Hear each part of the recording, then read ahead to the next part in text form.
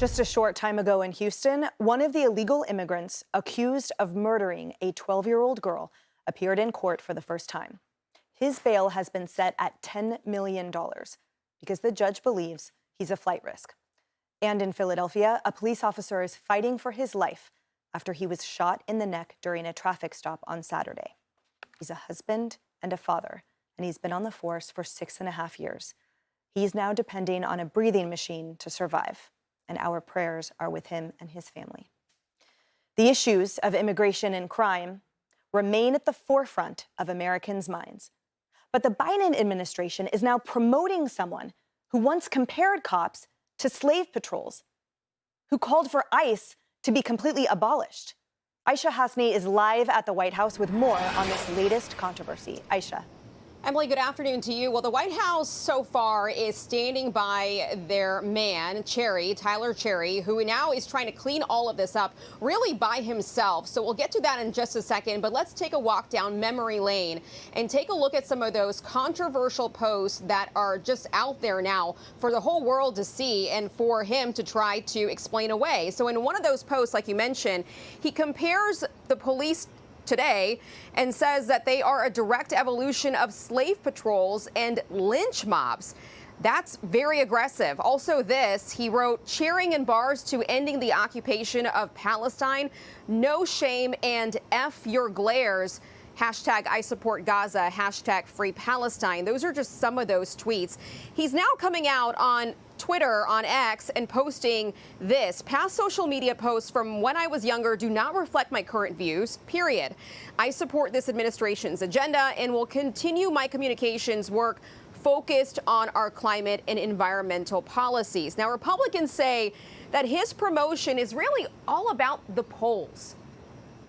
This is because this president has some 25-year-old boy, I would call him, with a man bun that is advising him, that has his ear, because they realize they have lost every demographic, or they're losing. They don't have that hard left at the polls, and they are very frustrated now because of his Middle Eastern policies with Gaza and all that. He knows he can't. He's dead. They're dead in the water all the way down the ballot. Now, Emily, this isn't the first controversial promotion for the Biden administration. Remember Sam Brinton, right? About a year ago, the former senior Department of Energy official stepped down after being charged with stealing luggage on taxpayer-funded travel. Now, the White House says about Cherry that they are proud of him as they try to pivot the headlines to abortion today. And we have asked for more on Cherry from the White House, waiting to get it. Emily? Aisha, thank you. Kaylee, how is this person appropriate to fulfill an associate communications director position in our administration that governs this country? You raise the key question. Not only that, he is going to be, I guess, the communications person responsible for climate and environmental policy. I don't know why you have a whole staffer just for that. That's besides the point. But to promote someone like this, and then the headlines of those who choose to cover it, because a lot of people are ignoring it, the headlines read something like White House promotes official who compared police to slave patrol. Okay, if this were a Republican administration, Republican staffer who got promoted in a Trump White House, there would be thousands of questions in the briefing on everything that this guy ever tweeted as he gets taxpayer dollars. I wonder if there will be a single question today. There may be one from one outlet. There should be a lot of questions. And Harris, the point is as well, everything Kaylee said, and that this administration governs everyone. So it's difficult to imagine why someone is qualified to help govern and lead and communicate with everyone when, for example, he tweets praying for Baltimore, but praying even harder for an end to a capitalistic police state motivated by racial biases, among other things. Look, they're desperate. They need the young vote. And we saw that with the far-left squad member Jamal Bowman as well over the weekend with his, F-bomb-laced comments and bringing the notorious AOC and taking her scunchie out and turning it into a party in the Bronx. Trump got a lot of support in the South Bronx, and he didn't have to do all that. They could work it such that they go out to events. They could do what you've suggested, Kaylee, that the Trump administration or the Trump campaign did years ago.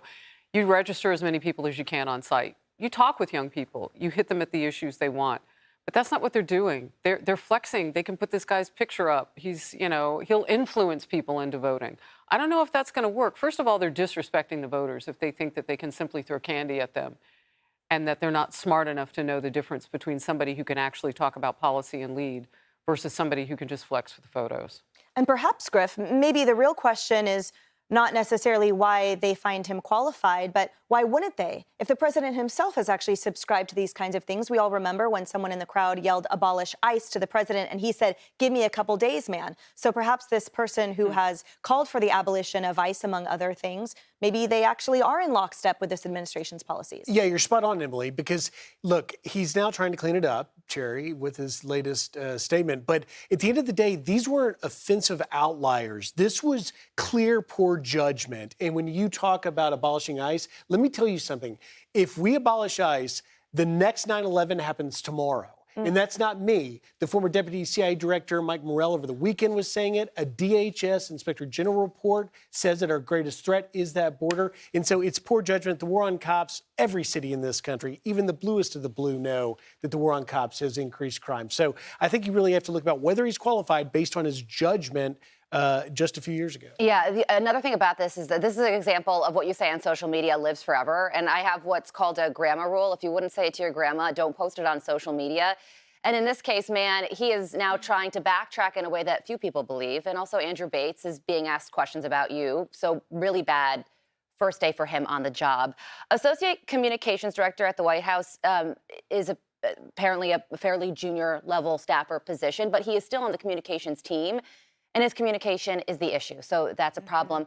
Yeah. Also, this does remind me of that op-ed that Mark Penn, former Clinton advisor, wrote, saying that one of Biden's big issues is that he is trying to appeal to the base and not the middle. And although I'm sure it's not his job to give this guy a promotion, promoting him and this news story certainly does not help him with trying to appeal to the middle as well. Right. He is a presidential candidate right now, and I'm surprised by decisions like this. Even if he wasn't running for president, the whole point is it raises a lot of questions about someone's judgment.